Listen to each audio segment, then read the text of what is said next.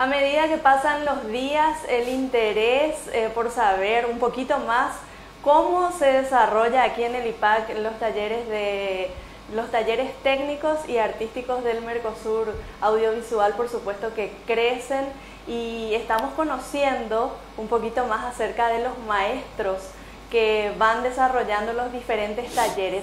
Hoy estamos con una persona increíble, va a ser una nota, me imagino, inolvidable, porque ya nos quedaríamos horas hablando con él. Él es José Alberto Gramático, más conocido como Pepe Gramático, como quieren que lo llamen. Es licenciado en cinematografía, director de sonido y tiene un currículum extenso que sería muy largo leerlo, pero ha participado en una infinidad de películas, documentales, bueno, todo el área audiovisual. Muchísimas gracias, Pepe, por compartir con nosotros. Y bueno, contanos cómo estás viviendo estos días aquí en Paraguay, desarrollando estos talleres.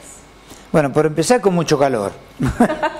Lo vivimos con mucho calor, pero contento. Yo estoy contento con los resultados que vamos obteniendo, porque hay un nivel de participación muy grande en los alumnos, muy grande. Hay mucha inquietud por aprender, hay gente que ya tiene conocimientos, son igual desparejos, ¿no? Porque hay gente de Brasil, de Argentina, de Paraguay. Pero la avidez por aprender es maravillosa, y digamos, llenos de proyectos que uno a veces, cuando trabaja con grupos que no tienen mucha iniciativa, tienen que estar incentivando, y al final uno termina diciéndole: chicos, el caballo se pone adelante del carro y no atrás. Si no hay interés, dedíquense a otra cosa. Pero acá no pasó nada de eso. ¿Qué es lo que más les interesa a tus alumnos? Bueno, todos eligieron hacer sonido, y dentro de lo que es el relato audiovisual, la banda sonora tiene una importancia muy grande. Lamentablemente no se descubrió antes, entonces toda la última década ha sido de grandes adelantos tecnológicos, y por otro lado, este adelanto tecnológico ha generado expectativas estéticas. Es decir, no en alguna medida la evolución del lenguaje genera el cambio tecnológico. Lamentablemente es al revés.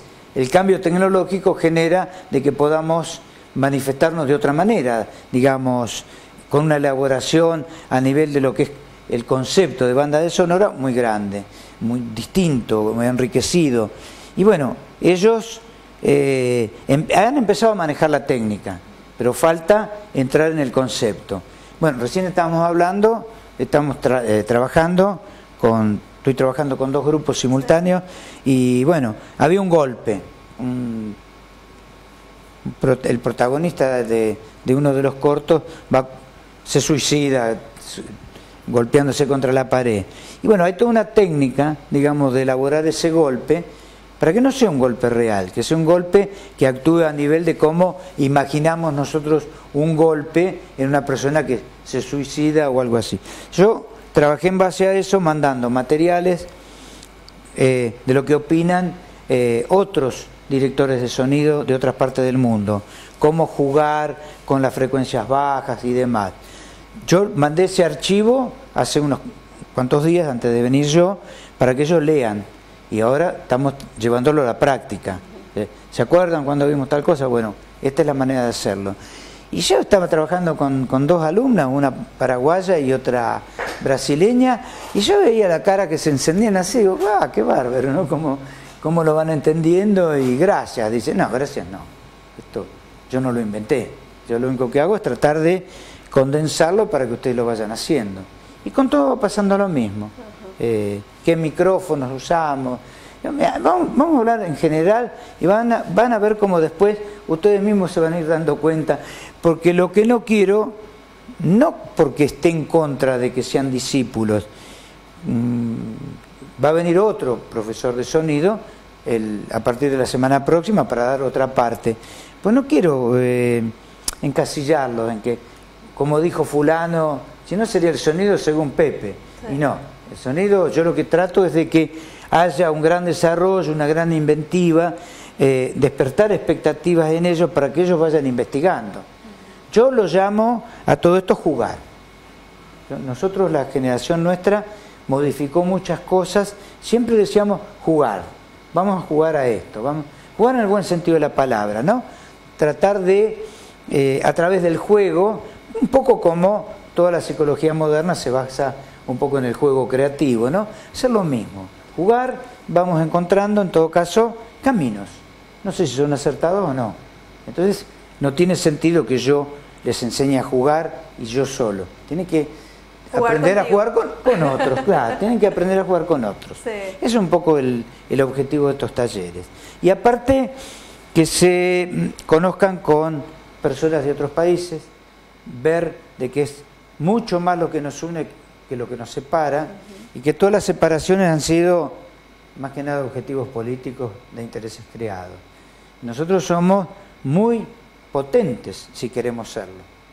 Si empezamos a juntar Sudamérica, la pucha. Y más que nada en el ámbito del arte no deben haber barreras, no, ni nada que nos aparte, yo creo que, digamos, el arte es terapéutico. Sí. El arte nos va a curar de muchas cosas.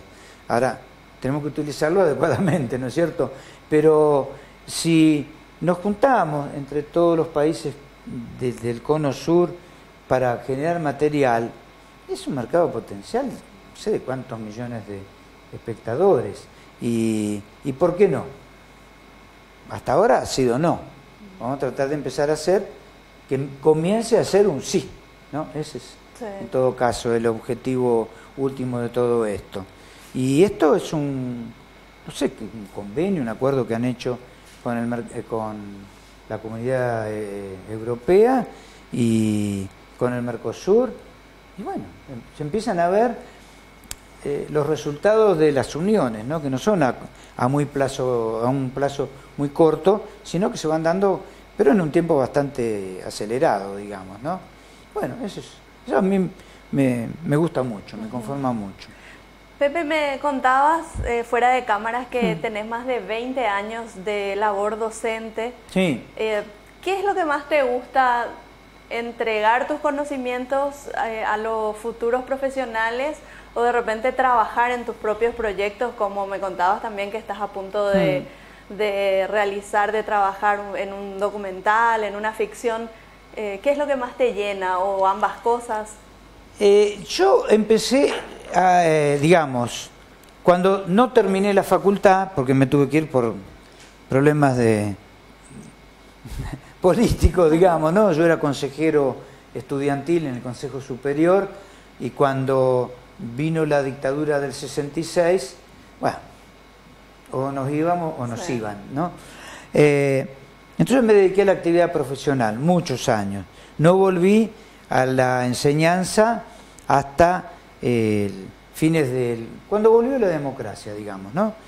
86, 87, yo empecé a trabajar, porque vinieron a buscar un grupo de alumnos de la Facultad de Arquitectura de la UBA, que tiene una carrera de diseño de imagen y sonido, se llama. Yo estaba trabajando en una película francesa y me vinieron a ver. Y digo, sí, yo hago un taller de sonido, pero como taller lo puedo hacer en mi casa, pero ¿por qué no hacer algo un poco más organizado? Entonces, bueno, vamos a hablar con la secretaria académica de la facultad. Entonces fui una mujer agradable, muy inteligente, y le digo, mirá, yo lo hago el taller, pero me parece que, ¿por qué no tratamos de incorporarlo dentro del diseño curricular? Porque los veo muy pobres a nivel de sonido. Tenés razón. Bueno, hagamos una cosa, el año que viene incorporamos la materia. Después fue un año, después fueron 2 años, porque había un segundo nivel. Pero, ¿qué me movió a mí? Yo podría haberle dicho, sí, estos chicos, miren, se lo hago gratuito, se lo hago cobrar, no me interesa. Pero yo me di cuenta que yo tenía una deuda con la sociedad, porque yo tuve la suerte de estudiar en una universidad gratuita del Estado, donde me dieron todo lo que me podían dar, un gran nivel académico, y yo tenía que devolverlo eso, porque a mí no me costó nada, me costaba el esfuerzo de vivir, pero la universidad era gratuita. No tengo que devolverlo de alguna manera. Y bueno, ese fue el primer, digamos, replanteo que yo me hice con respecto a lo que era la educación. Y bueno, estuve ahí, después me llamaron que reabrieron la carrera en La Plata, la carrera que yo había hecho, que yo había cursado, se reabría. Pero me faltaban 4 materias. Y entonces me llamó el decano, que había sido compañero mío, y la secretaria académica de la Facultad de Bellas Artes de La Plata había sido compañera mía, y el vicedecano había sido compañero mío. Entonces llegó una mañana a La Plata, yo vivo en Buenos Aires, llegó a La Plata y tomando mate en una mesa de reuniones importantes, estuvimos charlando como 3 horas. Bueno, qué sé yo, qué había hecho, pero era todo como en forma anecdótica, como estamos hablando ahora. Y entonces digo, bueno, pero ¿y qué hago? El decano me dice, mira, conviene que tengas el título de grado, porque eso te ayuda en los concursos, en las becas. Becas, yo ya tenía como 50 años, ¿no? En becas y demás. Bueno, sí, está bien. Entonces, ¿qué querés que haga? Porque para rendir estas 4 materias, puedo preparar una tesis, puedo preparar un trabajo de investigación o hacer una tesina. Bueno, después te avisamos. Bueno, está bien. Me fui. Y durante 3 meses, nada. Un día voy de casualidad a La Plata porque tengo un sobrino, varios sobrinos que viven ahí. Y entonces digo, paso por la facultad y le encuentro a la secretaria académica. Le digo, hola Mónica, ¿cómo estás? ¿Qué sé yo? Hola, ¿qué decís? Digo, che, contésteme, porque era noviembre. Yo tengo las vacaciones, me voy a tomar unas vacaciones, era ideal para hacer un trabajo de investigación. Digo, che, ¿qué pasa? ¿Qué hago? ¿Doy examen y demás? No, me dicen, vos te recibiste. ¿Cómo me recibí? Claro. ¿Y cuándo me recibí? No, la charla esa te tomamos examen. Porque, claro. Fue sorpresivo. Claro, no porque yo me ponga nervioso, pero no, dice, lo que pasa es que armar una mesa especial, esa era la mesa. Bueno, digo, bárbaro, ¿y qué hago? No, nada, ya te recibiste. Y bueno, al año siguiente concursé y di la clase pública y todo, y yo vi que había mucha gente en la clase pública. Pues la clase pública allá en la universidad son clase de 40 minutos, con toda la gente que quieras, y a los 35 minutos uno de los jurados te avisa que faltan 5 para que redondee. Cuando termina la clase puedes abrir el diálogo o no, ¿no? Hay docentes, hay alumnos, hay graduados. Y bueno, me preguntaron un montón de cosas y me dijeron, bueno, ¿alguien tiene alguna otra pregunta para hacer? No. Bueno, listo. Y después te avisamos, pero era el único. No se había presentado. Claro, tantos antecedentes, tanto currículum. Y bueno, y a partir de ahí yo empecé a dar clases y en La Plata, ya venía dando clases en la UBA y después ya habíamos formado una escuela de cine en Mendoza, que también yo fui en el núcleo fundador, pero ahí estuve 6 años nada más, porque viajar a Mendoza una vez cada 40 días, me quedaba 3, 4 días y tenía un docente que daba las otras clases. O sea que siempre pudiste, a la par de tu trabajo como docente, también realizar, aplicar tus conocimientos. Sí. Eso lo defendí siempre, porque yo, inclusive hay muchas facultades que no consideran válido un docente que no tenga actividad profesional.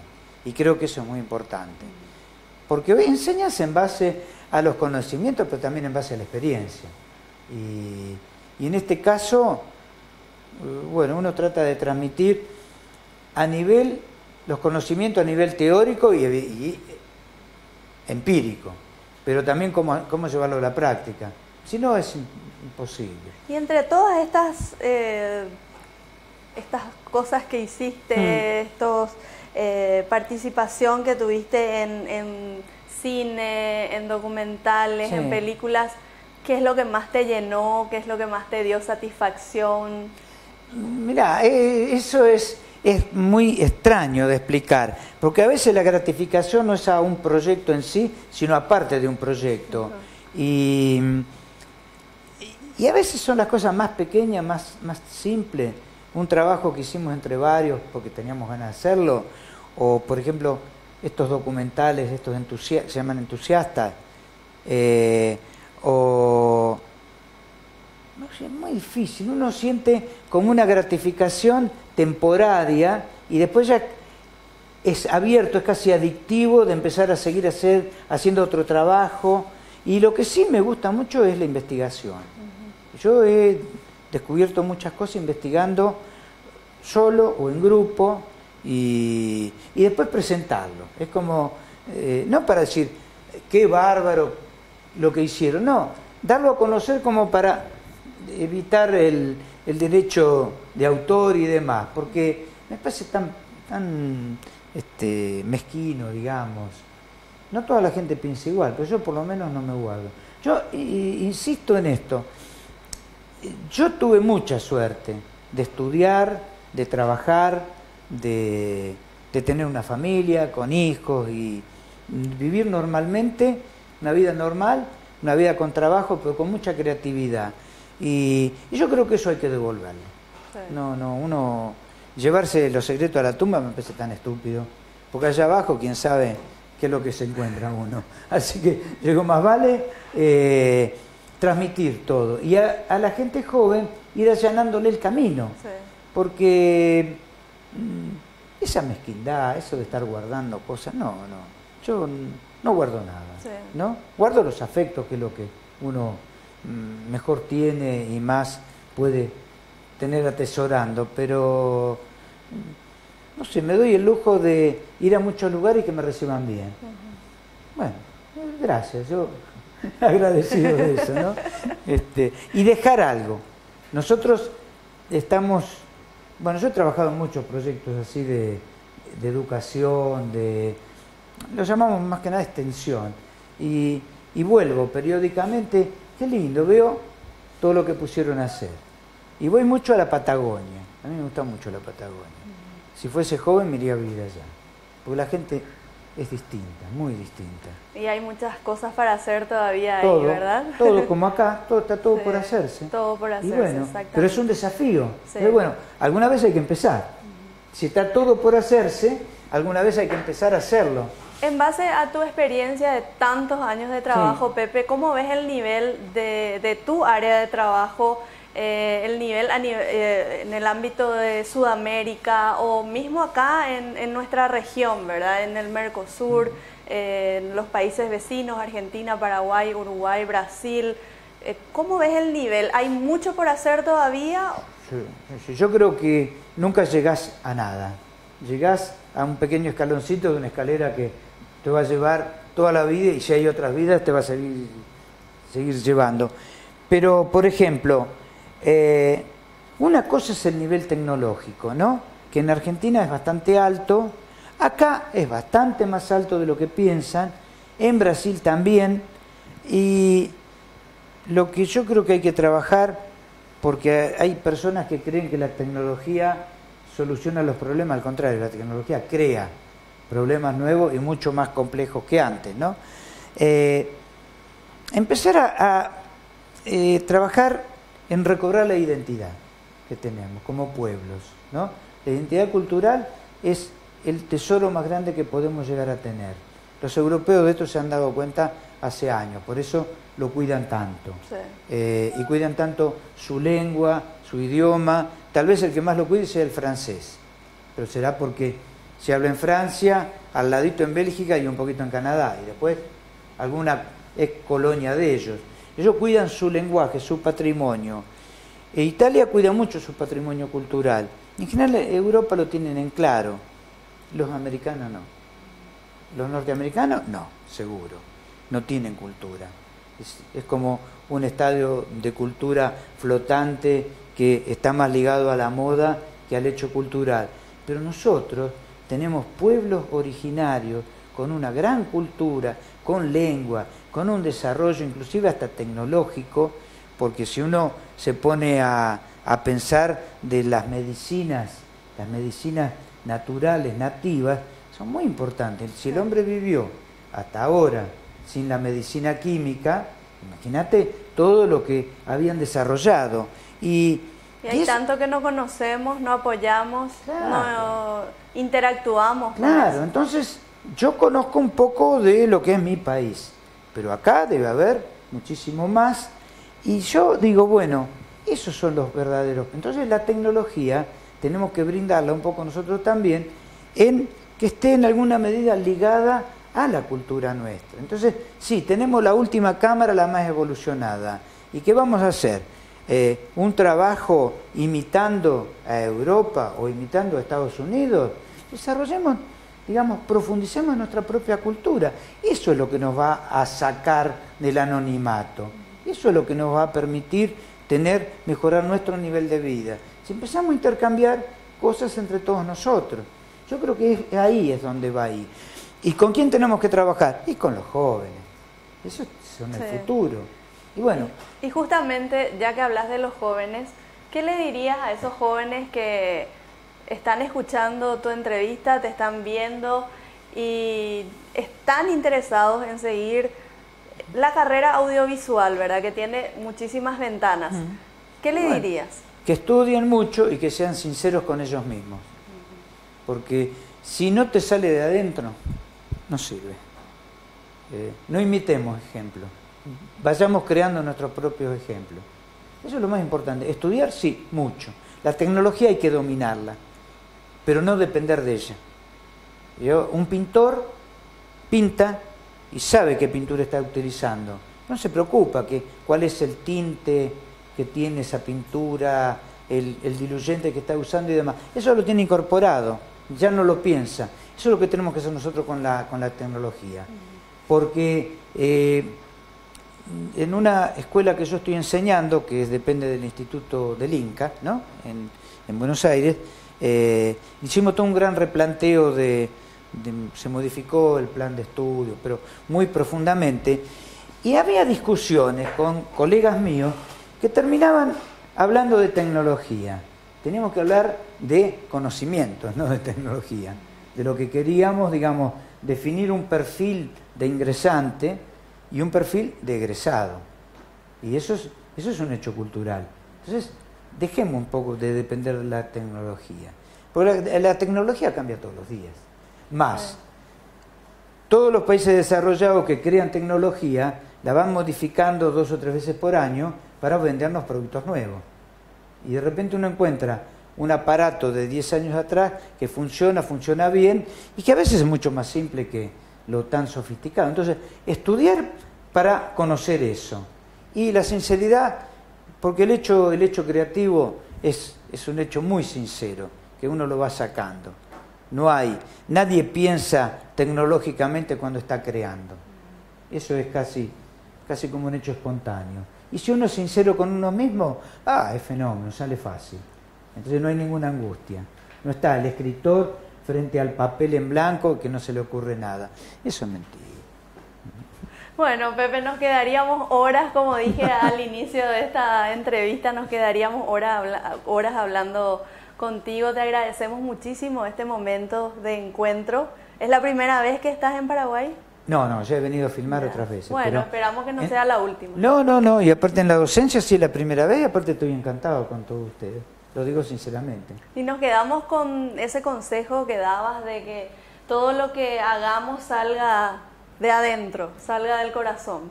No hay de otra manera. No hay de otra manera. Muchísimas gracias y siempre bienvenido al Paraguay. Muchas gracias a ustedes. Bueno, así estuvimos entonces conociendo un poquitito más acerca de la labor, de la profesión del Pepe Gramático.